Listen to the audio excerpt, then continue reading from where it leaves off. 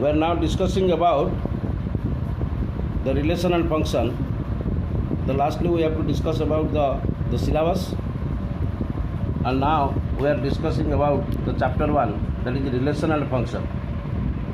Dear students, very easily we have to discuss about the very shortcut way the relation and functions, and we have to start from the definition. What is the relation from set A to set B? That is the definition. Any subset of A cross B is a relation from set A to set B. If R is a subset of A cross B, then R from A to B is a relation. And this is a very symbolically we have to define. That is a subset, and this is a from, and this is to. R from A to B. Exactly, if we have to define the relation from set A to set A, any subset of A cross A is a relation from set A to set A. That means if R is a subset of A cross A, then R from A to A is a relation. But we say that is R is a relation on A. We have to write very simple way. We have to write again. We write R is a relation on A, and next, and that is domain of a relation. And domain of R is a very symbolically, that is a DOM-R equals to A, and codomain of a relation, codomain of R equals to B, and the range of a relation, range of R is a range R equals to B. Very simple way you have to define, and that is, you know about the relation from set A to set B and relation from set A to set A. In this connection, we have to write the types of relation, but I omit that. That is the types of relation. That is one-one relation, one-many relation, many-many relation, many-one relation, and these are the omit because of the first year classes already discussed. And that is the next. You have to types of relation, identity relation. R from A to A is a relation. First point, and that is second point. If X belongs to A, then X comma X is the order pair. That is a purely order pair. That is a X comma X and belongs to R. And there is a very Venn diagram, and that can be written as R is equal to IA. So IA of X is equal to X. So if the condition is satisfied, then the R from A to A is a identity relation.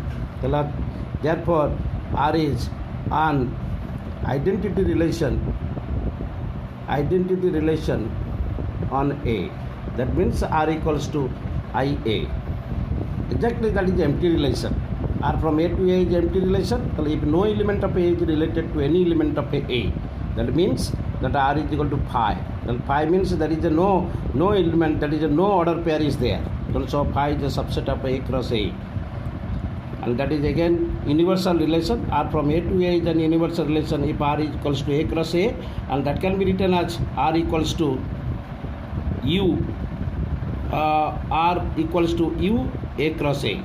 That means R is equal to U A cross A.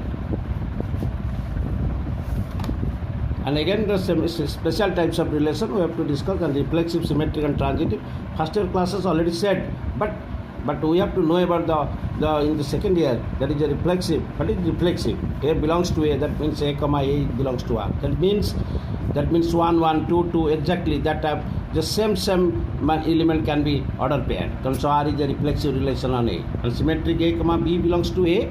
So A comma B belongs to R. That implies B comma A belongs to R. So R is a symmetric relation on A. That means 1 comma 2 belongs to R. That implies 2 comma 1 belongs to R.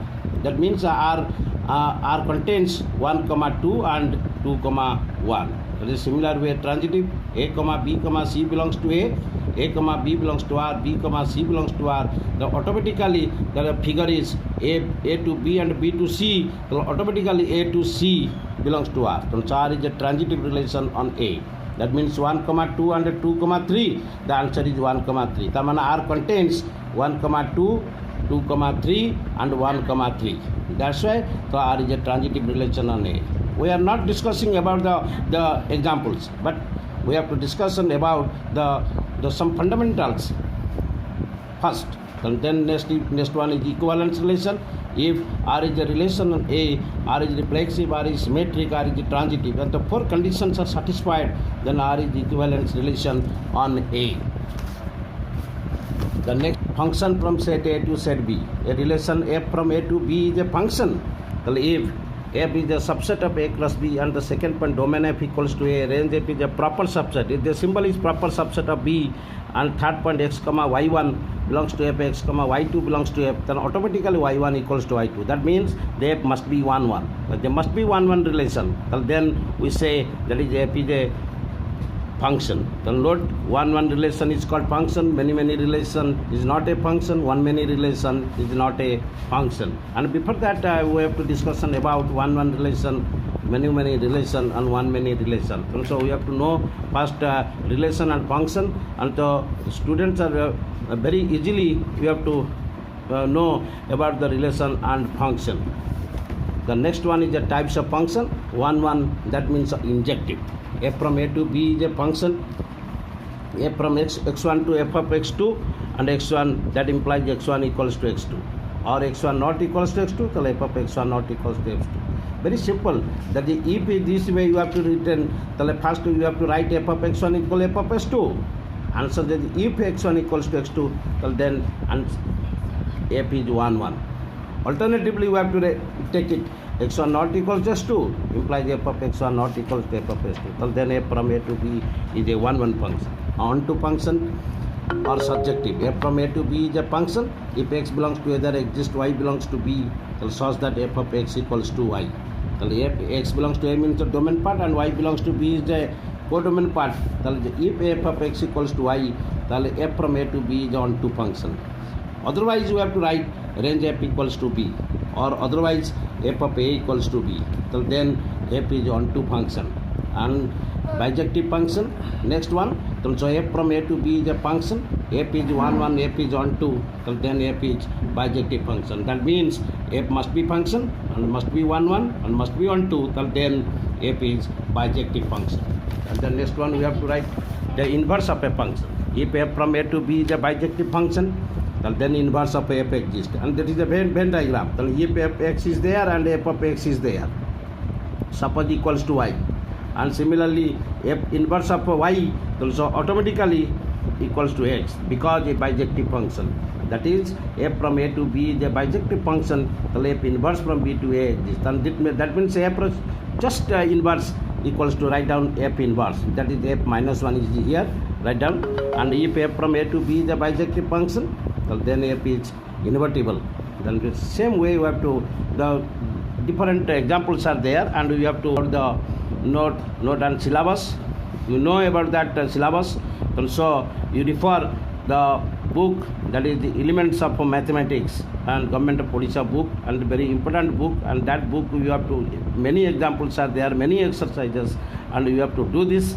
And homework. First one is composition function, and that is a composite function. And type 1, f from a to b and g from b to c, automatically composite function from a to c is defined by g composite f. We write g composite f, so g of f of x. We write down the g of f of x. And similar way, if f from a to b, alternately we have to change it, g from b to c and f from this way. Also composite function does not exist, and when say f composite g does not exist, g composite f is exist. And type 2, f from a to b, g from b to a, the similar way, f from a to b, f from suppose a to b, and g from b to a. Also automatically find out g composite f a to a exists. So similar way, just alternate, f composite g b to b exists. And time 3, f from a to a and g from a to a. So f composite g from a to a exists, and g from a to a exists. And the similar way you have to find out. Three sets are different. So one composite function exists and other composite function does not exist. If f from a to b and b to a, just vice versa, also automatically composite functions are defined. But if the two sets are equal, then the composite functions are And similar way, f from a to b and g from b to a, the note is there. Gop from a to a is defined by gop of x, g of f of x, g of y, and equals to x. Then that means it is an identity function. Then gop is a. Lastly, I have to say, every possible step to keep the notes as simple as possible. We have included all the terms, terminology, formulas, tips, and tricks, and alternate methods of solving the problem. Make sure that you go through them every day. Self-study is the best way to study, and class 12 mathematics notes is a simple step from us to help in a better self-study by our users and my students, and very Thank you very much. fantastic notes by me. This is for your information, and myself, Dr. Ajay Kumar Singh, Department of Mathematics, and thank you very much, students.